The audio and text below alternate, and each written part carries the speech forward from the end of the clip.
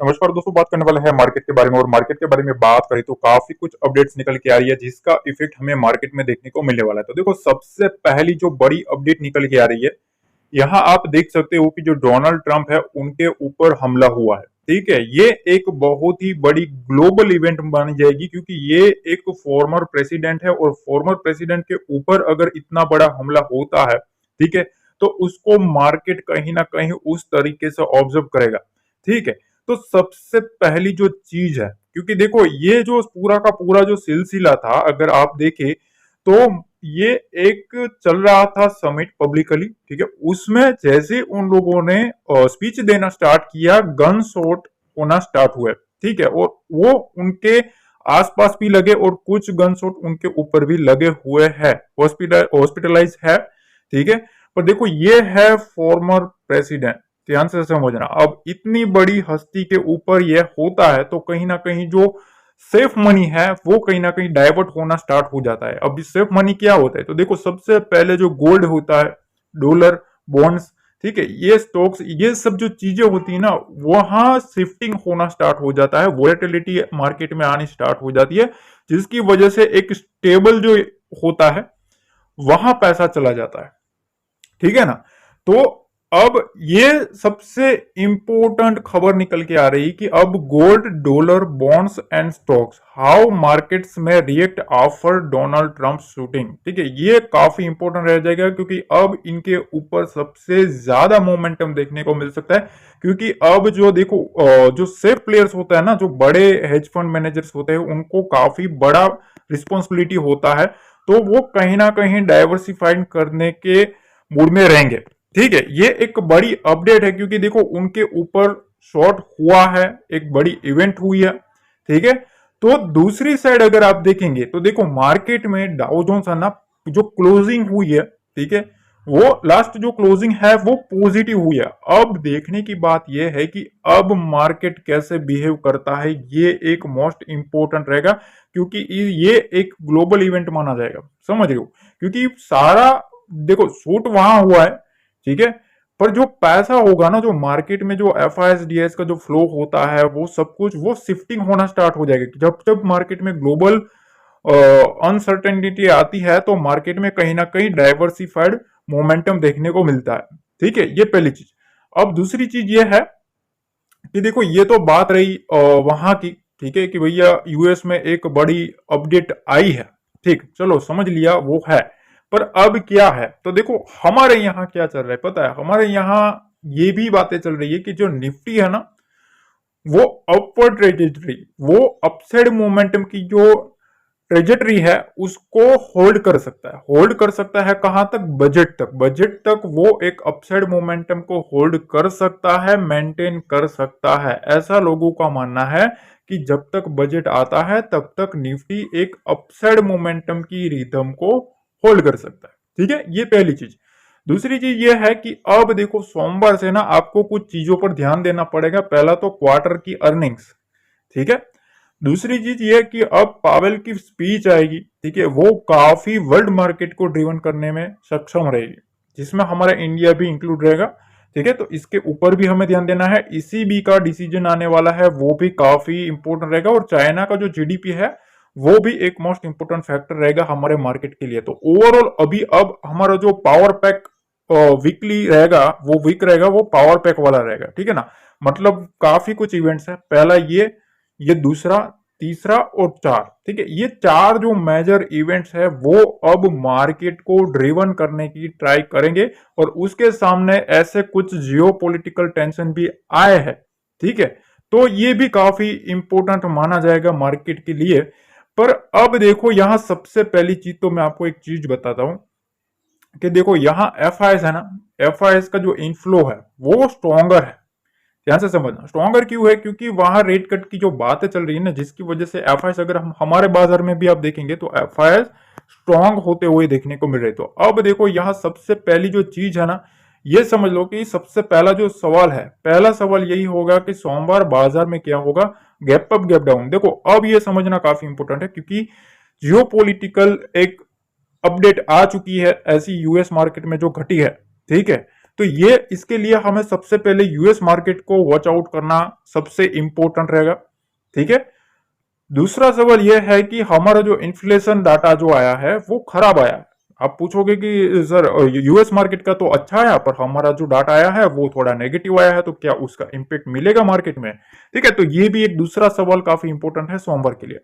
तीसरा कि US market में बड़ी तेजी देखने को मिली है। ठीक है, जो प्रीवियस क्लोजिंग देखने को मिली है ना वो पॉजिटिव है, पर हमारे बाजार में क्या होगा? तो देखो यूएस मार्केट की जो प्रीवियस क्लोजिंग है ना वो पॉजिटिव है, पर अब वहां थोड़ी जो इवेंट हुई है उसके हिसाब से अब की जो ओपनिंग और क्लोजिंग देखना यूएस मार्केट की काफी इंपॉर्टेंट रहेगा, क्योंकि अब मार्केट का जो सेंटीमेंट है वो उसके हिसाब से चलना शुरू होगा, जिसकी वजह से बॉन्ड यील्ड्स, ठीक है, डॉलर्स, वो सब में पैसा शिफ्टिंग होता हुआ आपको देखने को मिल सकता है। और चौथा सवाल यह है कि अब अगली जो वीकली एक्सपायरी है, एक्सपायरी तक बाजार कहां जा सकता है? ठीक है, तो देखो सबसे पहले मैं आपको, हम पॉइंट टू पॉइंट अगर हम बात करें, इससे पहले मैं आपको एक चीज बता दूं, यहां तक आपने देख लिया ना, तो लाइक अगर आप करना भूल गए हो, आप कर ही देते हो मेरे को पता है, पर अगर आप भूल गए हो तो मेक श्योर आप लाइक जरूर कर। देखिए सबसे पहले गैप अप गैप डाउन के बारे में बात कर लेते हैं। तो सबसे पहले एक चीज आप समझ के रख लो कि अगर हमें गैप अप गैप डाउन के बारे में समझना है तो देखो, जब तक मार्केट अगर गैप अप गैप डाउन भी होता है, ठीक है, तो 52,160, ठीक है, 52,160 का जो लेवल है और वहां से 52,000 का जो लेवल है, ठीक है, मार्केट इसके ऊपर, ठीक है, इसके ऊपर कहीं भी, मतलब ये 500 पॉइंट की रेंज में कहीं भी ओपन होता है ना, ठीक है, सपोज यहां गैप अप हुआ, ठीक है, तो ये एक पॉजिटिव माना जाएगा। इस रेंज के नीचे अगर कहीं भी गैप डाउन होता है, ठीक है, तभी एक जो बायर्स है, ठीक है, बायर्स है ना, उनके लिए थोड़ा बहुत नेगेटिव माना जाएगा, क्योंकि ये एक इनका इंपॉर्टेंट लेवल है, उस लेवल के नीचे गैप डाउन ओपन होना नहीं चाहिए।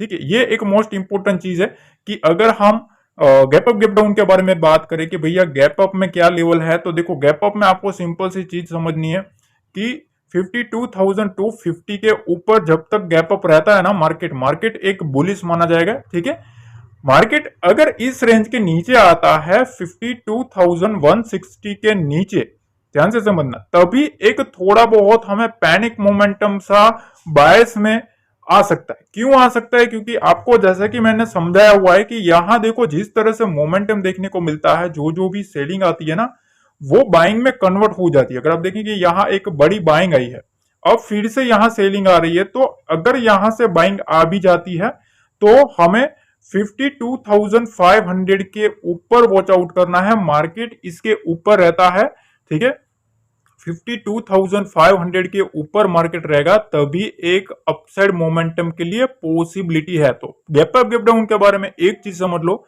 कि जब तक मार्केट इस रेंज के ऊपर गैप अप ओपन होता है तब तक यहां एक पॉसिबिलिटी है कि यहां से बायर्स आने की ताकत ज्यादा बढ़ेगी। मतलब गैप अप होगा तो फिर से वहां बायर्स आ जाएंगे और मार्केट को ऊपर ले जाने की ट्राई करते रहेंगे।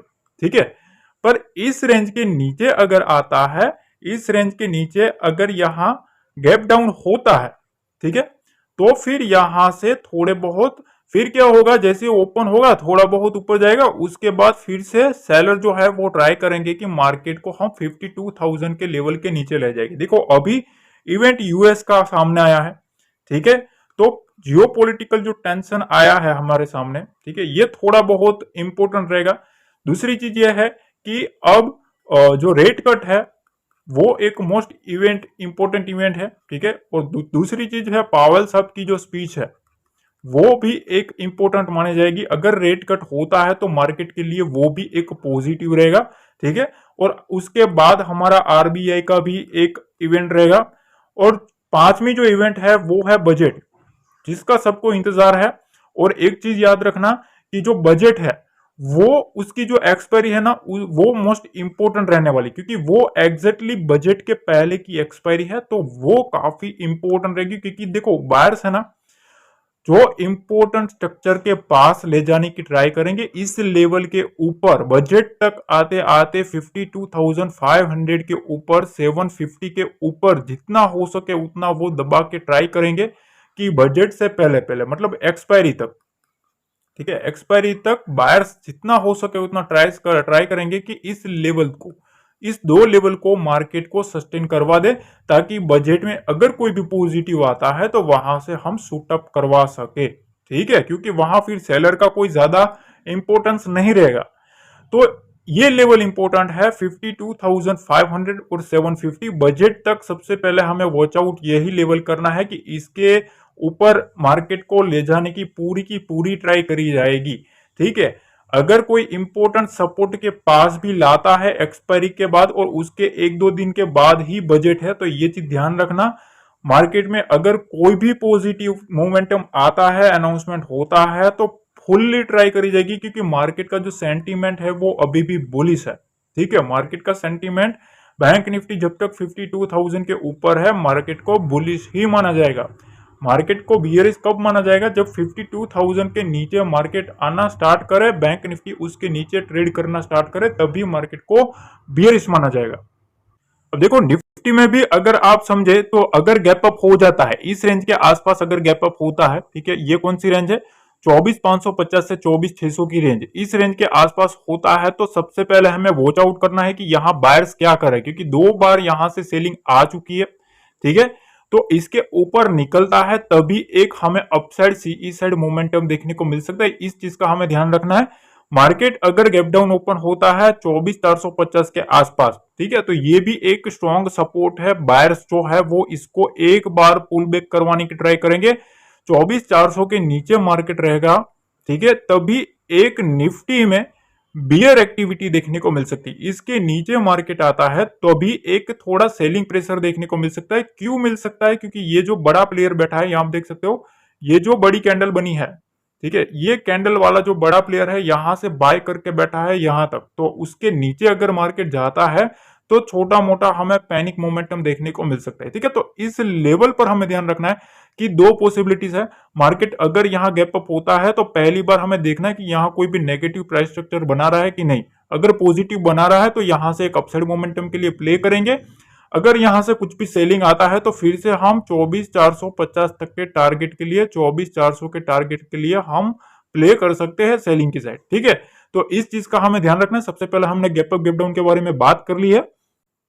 अब देखो आपका सवाल ये है कि भैया इन्फ्लेशन डाटा जो आया है वो थोड़ा हमारा खराब आया है, तो इसका इफेक्ट हमारे मार्केट में क्या देखने को मिलेगा? देखो हमारे लिए श्योरली बात है कि थोड़ा नेगेटिव आया है। ठीक है, जो एक्सपेक्टेड था उससे ज्यादा डाटा देखने को मिला है। ठीक है, तो मतलब कहीं ना कहीं नेगेटिव तो है, पर इसका इफेक्ट अब देखो दो चीजें हैं। ठीक है, मार्केट में आगे भी एक इवेंट आने वाली है, तो इसका अगर कोई भी नेगेटिव मोमेंटम भी मार्केट में आता है तो बुल्स है ना वो ट्राई करेंगे कि मार्केट को हम इसी लेवल के ऊपर होल्ड कर ले। ठीक है, स्टेबल कर ले, क्योंकि मार्केट में जब तक 24,000 निफ्टी में और 52,000 बैंक निफ्टी में जब तक इंटेक्ट है ना, बुल्स का कंट्रोल स्ट्रॉन्ग देखने को मिलेगा, और जितना जितना उसके ऊपर निफ्टी रहेगा उतना मार्केट स्ट्रॉन्ग होता हुआ देखने को मिलेगा। ठीक है, तो 24,500 और 52,500 ये एक बहुत ही बड़ा जंक्चर है। ठीक है, ये काफी बड़ा जंक्चर है कि इसको सस्टेन करना जरूरी है। ठीक है, तीसरा सवाल यह है कि यूएस मार्केट में तेजी है, अब हमारे बाजार में क्या होगा? देखो वो जो तेजी है अब देखने वाली बात है कि अब क्या होता है। ठीक है, क्योंकि वहां एक टेंशन आके दस्तक दे चुकी है। ठीक है, तो वो देखना पड़ेगा कि अगर यूएस मार्केट में कोई भी बॉन्ड यील्ड के कुछ भी गड़बड़ होती है, ठीक है, तो वहां का हमारा जो इंडियन मार्केट का कोई भी मोमेंटम है वो कूल ऑफ होता है कि नहीं, क्योंकि हालांकि वो जो टेंशन है वो वहां की है, ये चीज समझना। ठीक है, चौथा सवाल यह है कि अगली एक्सपायरी तक बाजार कहां होगा? देखो ये अनुमान लगाना ना ये लॉजिकली ठीक नहीं है, पर फिर भी एक मैं आपको थोड़ा बहुत समझा दूं कि देखो निफ्टी जो है, ठीक है, निफ्टी में एक चीज ध्यान रखना कि निफ्टी जो है वो एक इंपॉर्टेंट लेवल के पास है। निफ्टी जो है ना वो इंपॉर्टेंट एक लेवल के पास है। बैंक निफ्टी है वो सपोर्ट से 200 पॉइंट दूर है। ठीक है, 52,000 का एक 200 पॉइंट दूर एक सपोर्ट निकल के आ रहा है। ठीक है, पर निफ्टी जो है वो 24,500 का लेवल एक बहुत ही महत्वपूर्ण है। इसको निफ्टी को सस्टेन करना ही पड़ेगा। अगर मार्केट इसको सस्टेन कर लेता है तो एक अच्छा मोमेंटम हमें माना जा सकता है कि 24,600 24,800 तक के टारगेट देखने को मिल सकते हैं। ठीक है, पर इसका मतलब यह नहीं कि मार्केट सीधा अपसाइड मोमेंटम चला ही जाएगा। इसीलिए मैं कहता हूं कि हमें और सभी इवेंट्स को चेक करना होता है। जिस तरह से देखो अभी ये जो इवेंट आ गया, अब मार्केट का उसका कैसा बिहेव होता है वो देखना पड़ेगा। तो मंदी वाले है ना वो 24,500 24,600 के आसपास खड़े हैं, उसको निकालना जरूरी है। जब तक मार्केट उसको निकालता नहीं है ना, निफ्टी में एक अगला जो ट्रेंड है वो फिर से शुरू नहीं हो सकता। ठीक है, तो अगला एक मोमेंटम चाहिए। तो बजट तक 24,400 से 24,500 को निफ्टी को कैसे भी करके बुल्स को होल्ड करना पड़ सकता है, क्योंकि अगर वो होल्ड करने में सक्षम रहते हैं, कामयाब रहते हैं, तभी मार्केट को एक बुलिश मोमेंटम माना जाएगा। ठीक है ना। तो देखो काफी कुछ अपडेट्स आ गई है। देखो यहां तक आपने देख लिया है तो मेक श्योर आप वीडियो को लाइक जरूर कर देना, शेयर कर देना, कमेंट में बताना आपका एनालिसिस कैसे लगती है। मिलते हैं अगले वीडियो में। जय हिंद, जय भारत, जय माता।